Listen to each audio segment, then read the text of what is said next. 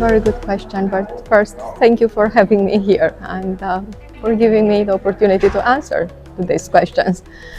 Radiobiological modeling, it's a challenging topic, and it has been challenging the last 50, 60 years.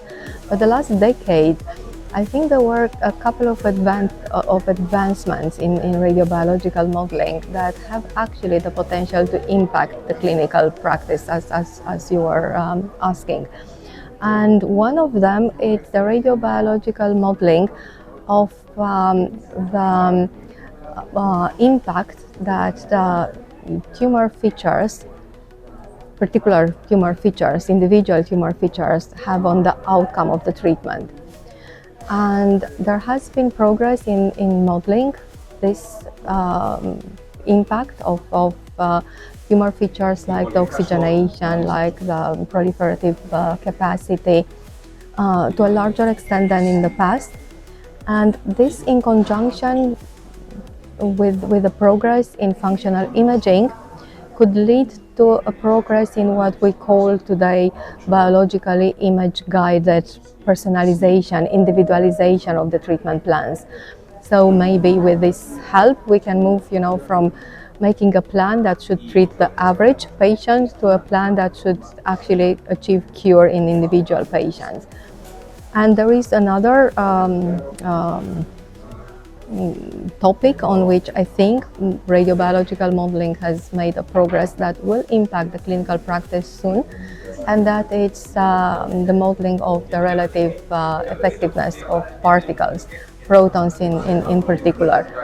With the growth that we see in proton clinics around the world, and particularly in Spain, we have to be more aware than ever of the potential deviation of the relative biological effectiveness from 1.1, the value that it's used in the clinic nowadays, and radiobiological modeling might help along this path.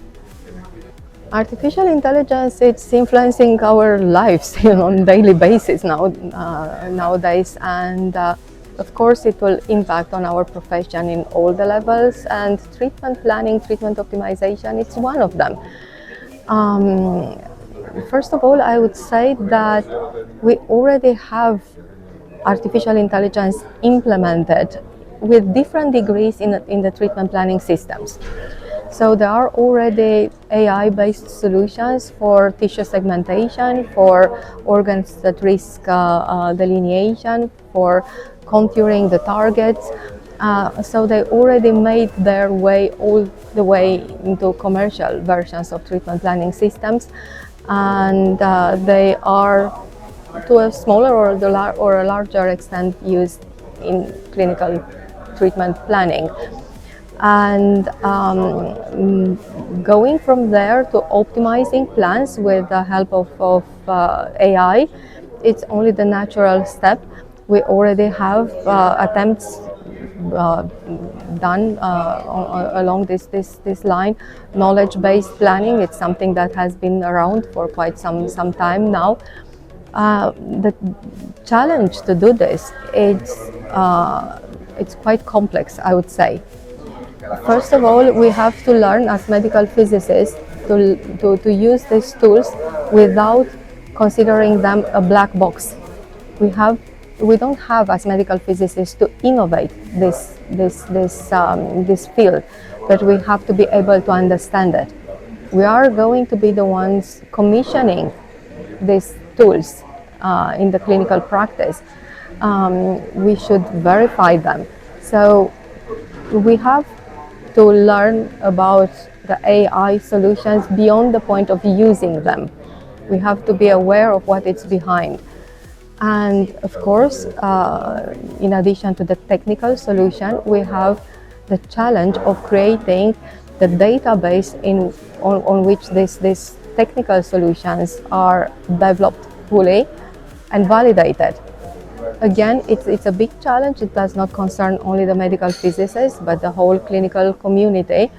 And we have to learn in this community, within the frame of the rules and regulations to handle data, to be generous with our data and start sharing this data, because without having large pools of data to train and validate our AI solutions, it's unlikely that they will reach their full potential.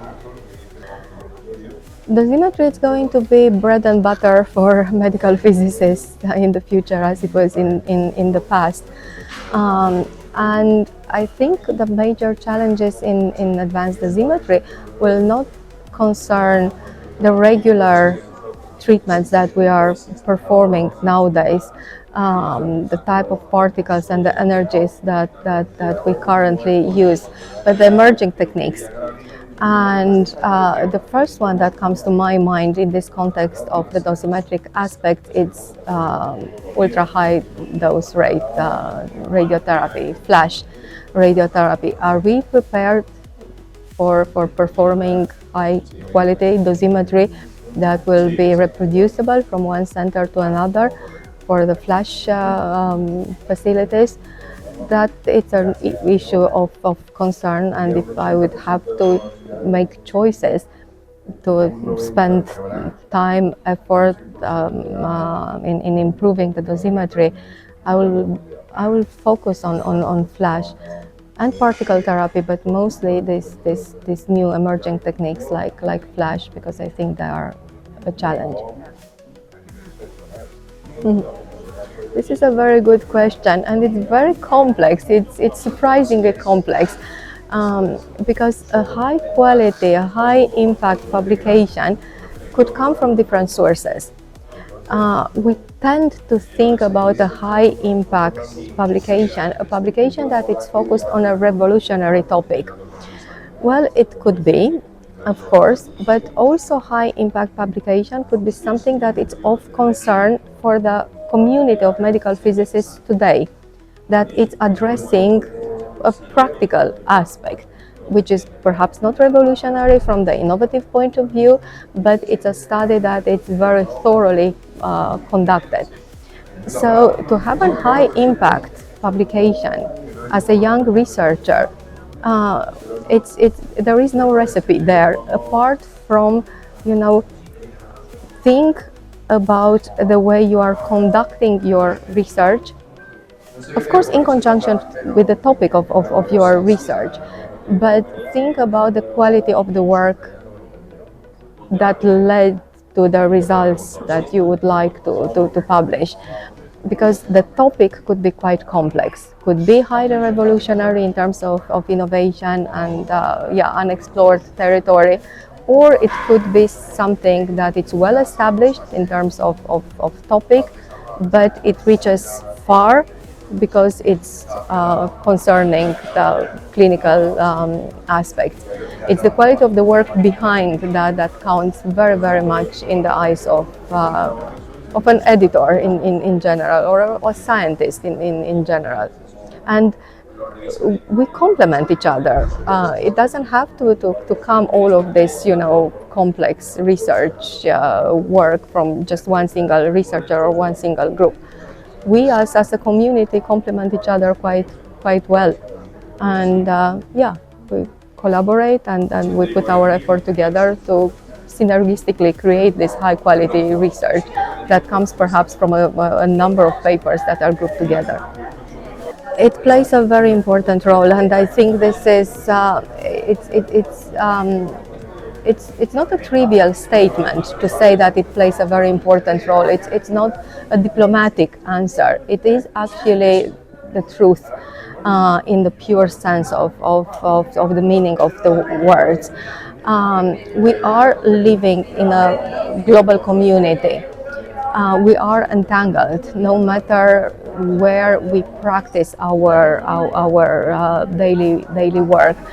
And there is a lot of mobility for the patients. There is a lot of shared information. So as a community, we have to collaborate, cooperate to ensure the same standards everywhere. Of course, there will always be the pragmatic aspects that limit the choices of treatments. We cannot always choose the most optimal treatment for the patient without thinking about the practical aspect, about the logistic aspects. But nevertheless, there is a common ground that we need to ensure in terms of information, standardization, practice, because this actually leads to progress everywhere. We are no longer practicing in remote areas that do not meet. I mean, we are learning from each other. We are learning from our progress. We are learning from our mistakes. So we have to have a way of sharing and collaborating. And it has to be done within really well-defined frames. We tend, of course, to collaborate better with our friends. We tend to collaborate better with those around us. But that is not going to make the big difference globally. So we have to integrate these collaborations that make us feel comfortable within a very well-designed frame of collaboration. We have to make sure that we have the infrastructure to share the information, to collaborate, to put our efforts together in a coordinated manner. Because no matter where, no matter how, we all face limited resources, and we have only to gain if we put our resources of all sorts, intellectual, financial, in terms of experience, in terms of willingness, if we put them together towards progress in our field overall. Well, my message will probably be for the young practitioners and the young researchers. And they will, the message will be to aim high, and don't forget that the only way of moving forward is to put a little bit of extra effort into it, and it's really going to pay off at a certain point in terms of personal gain, but also gain at the level of the society. So take the extra step. Don't limit your interest to the current clinical practice or your everyday work. Think continuously about your professional development and the way you could move forward, not only your own career, but the field in itself, because they are entangled. And yeah, reach out to those that have a little bit more experience, because I'm sure that everyone will be happy to help.